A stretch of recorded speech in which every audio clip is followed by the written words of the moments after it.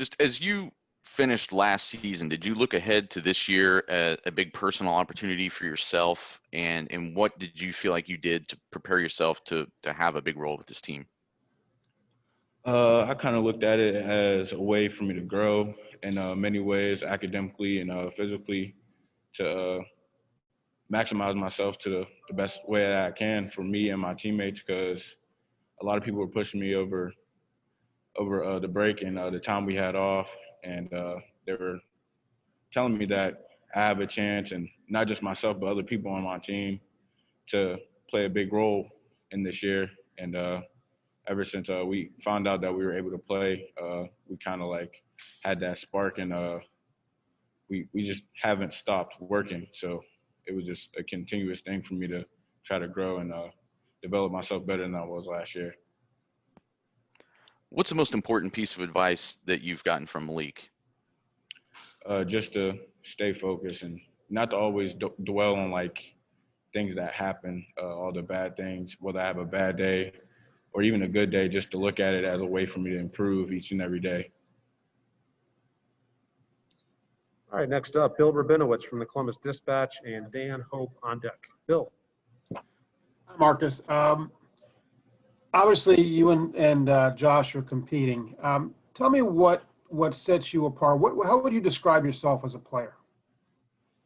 Well, I mean, Proc has many things that I don't have, and Josh is a great ball player, a tremendous ball player, matter of fact. He has a great way of making his way to the ball. He's fast coming down.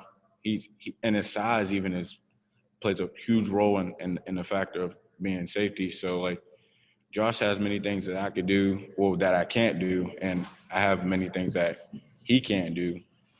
But, like, it's hard to explain. We all have our own ways of working, and he handles his and I handle mine. We both work together on the back end, so we kind of keep ourselves together.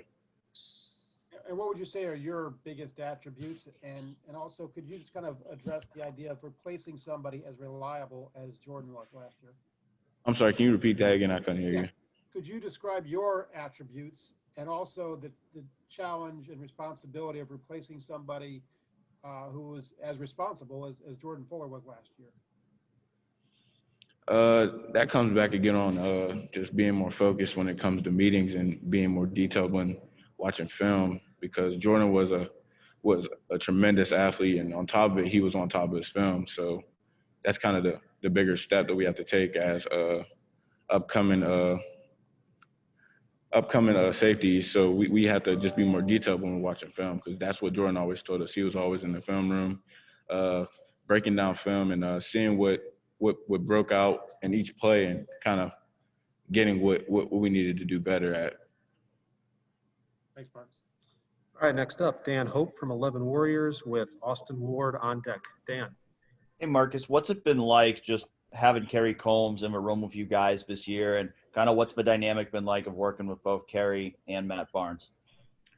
It's been a blast, even though we get yelled at quite some times, but it's very great having both of them in the room, because they both have great minds, and they're always inspiring us and always giving us tips on how to be better each day. And I'm truly blessed to be around these guys I'm around now, because like they're always wanting to bring out more of the best inside of us. And not too many people see it behind the scenes, but like they're always trying to bring more out of us. Whether we feel like we are all, they always manage to get more out of us. What do you think are things for you personally that you are getting more out of yourself this year? I would say being more detailed, because as last year was, I wasn't as consistent as I was, but now I'm starting to get the more glimpse of what I can become. So we're still working towards trying to be the best people that we can be here, and trying to work our way to being able to handle things when we have our first game. Thanks, Marcus. All righty, next up, Austin Ward from Letterman Row with Bill Landis on deck. Austin. Marcus, when you describe the complementary skill sets that you and Josh have, does that lend itself to maybe you guys are thinking that there will be more opportunities for both of you to be on the field together, or or how are you guys anticipating that rotation playing out this year? We just play ball. Really, we don't really worry about the rotation or anything or what coach has planned for us. But all I know is that me and Josh Proctor are very close friends. He's been there since we were freshmen. We were close when we first got here, and I always looked up to him, and we kind of like shadowed each other. So we were always with each other when we first got on campus, and he always brought out the best in me, and I always brought out the best in him. And he always was telling me to just keep going. Don't worry about that play or things that were bothering me at the time being. So we were always being the good teammate and friends to where we would bring each other up and not dwell on things that were bothering us at times. So he always brought out the best in me. So when you guys are in this, when you guys played that single high last year, the problem is that only one safety is on the field. Like that, is there frustration for that, or do you guys kind of like that opportunity because you know when you get on the field that you're the primary guy? As someone who's in that position, what is it like dealing with that when that's the way you guys are playing defense? I mean, everybody's ready to play. Every last person in our position group, and we all come out with the mentality that we need to be the best that we can be each and every day. So, in my eyes, it doesn't matter who is starting on the day, but just know that everybody's going to play. All right, next up is Bill Landis from The Athletic with Brendan Gulick on deck. Bill. Hey, Marcus, what about your skill set do you think lends itself to kind of playing that center fielder, the deep middle of the defense? We all have a different mindset playing safety, and I feel like mine is just getting the ball. And we want to have huge turnovers and things like that. And I know I could tackle and do things of that nature, but like I'm trying to be more focused on trying to get the ball any way that I can and put our team in a better position to score on offense. Thanks.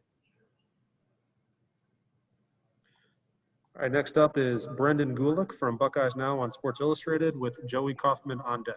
Brendan. Hey, Marcus. Thanks for spending time with us, man.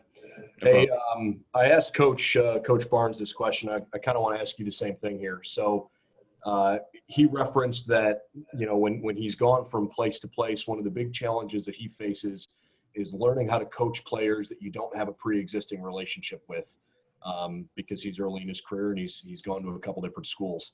So obviously you came here in 2018 and had a season under your belt before he arrived. When you were going into your second year and he was coming here for the first time, can you tell us maybe a story or something about how you went about developing a relationship with him to kind of establish that foundation together? It was around the time of, I don't remember the day exactly, but when they first got here, I met Coach Barnes and Coach Halfley, and he introduced himself to me, and I kind of like was like, wait, he got a little pep to him. He kind of like he sparks the day whenever you talk to him, and he's always being so bright and upbeat whenever you speak to him. So I remember our first practice, and I did something in the drill well, and he came up to me at the end of practice. He said, "You did well today," and then he called me little head because I guess he says my head's little. And ever since that day, he's been calling me little head. He just makes me smile whenever he talks to me, and he always tries to brighten my day. Even if he knows that I'm having a bad day, he tries to bring me towards a good direction of my emotions, because that was kind of something that I struggled with my freshman year and going into my sophomore year. I love it. Thanks for sharing that. And real quick about special teams, more so than safety. You played a pretty significant role on special teams last year. I'm just curious if you can tell us a little bit more about how you took pride in that last year, where maybe this year you're hoping to be on the field more on the defensive side of the ball. It's just we have a standard here, and I don't want to let my teammates down. Nobody want to let their teammates down. So I just kind of play with more enthusiasm and heart, because like if you love something, you wouldn't want to like ruin that. And the bond that I have with the guys here, I don't want to break that. I don't want to ruin it, because like I wouldn't trade for anything in the world. Awesome. Thank you. No problem. All right. All right. Next up is Joey Kaufman from the Columbus Dispatch with Colin Hass-Hill on deck. Joey. Marcus, from your perspective on the defensive side, just being matched up against some of the receivers in practice, has there been any younger guys or any from the receivers who have stood out to you or been a tough cover at all in this preseason? We have a lot of great receivers here, and I think they all play their role individually in their own way, and it doesn't matter who you go up against. They always give you a good look, and I mostly go with Jackson Smith and Garrett Wilson and Sam Wiggles. They always give me good looks, but I think everybody has their good looks whenever we're going against the wide receivers. They always give us their best, and I wouldn't want anybody else giving me the best looks other than Sam Wiggles and all them, because they're always selling good routes and showing us different ways a route could be run.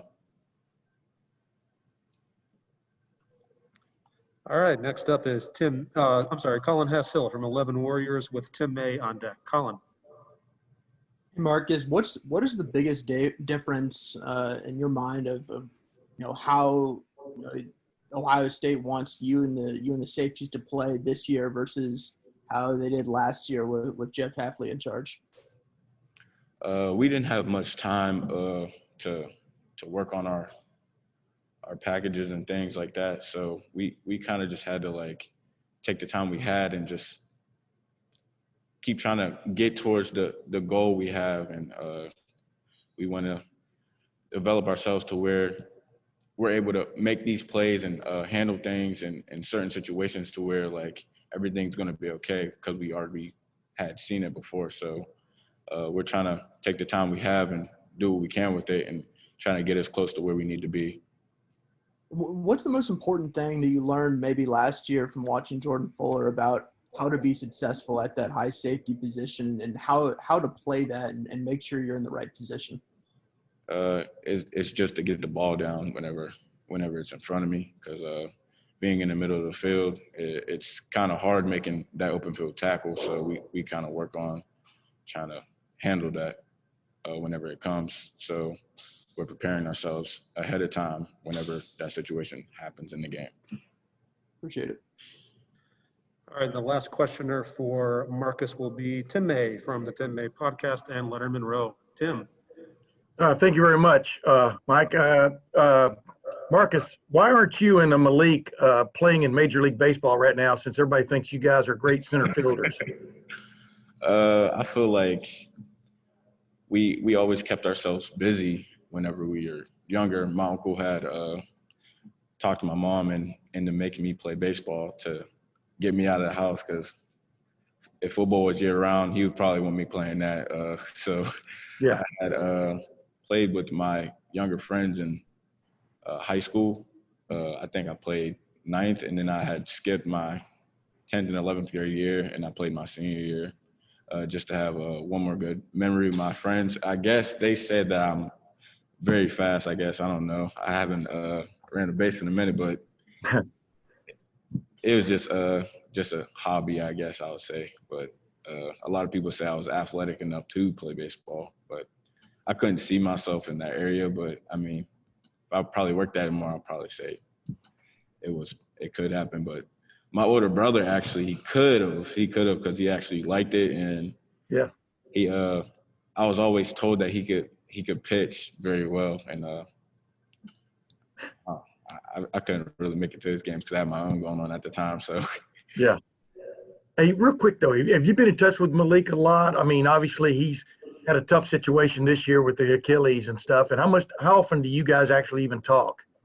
We try to get in contact with each other as much as we can, because our schedules kind of don't align. And whenever he's at his facility getting work done with his Achilles, I'll be either in class or in the training room getting something done for some injury. Well, not injury, but bruise or something that I have going on with myself. So whenever the day's all done and things, I would try to give him a call and talk to him. But we mostly talk 2 to 3 times a week, just so we're checking up on each other. He's making sure I'm I'm straight, so I'm not stressing myself out about anything that's bothering. Hey, one of the quickie, Sam Wiggles. I mean, there's a name that hadn't come up very often. What do people need to know about this kid? He got everything that any wide receiver that's came out of there has. He has the heart, he has the speed, he has the mindset to be a good player, and a lot of people don't get to see that from guys that are on our team. So when I say that there's a lot of people that contribute to our success, there is a lot of people that contribute, and I feel like Sam Wiggles gives everybody the best look that is out there, and he just gives it his all. Thank you, man. No problem.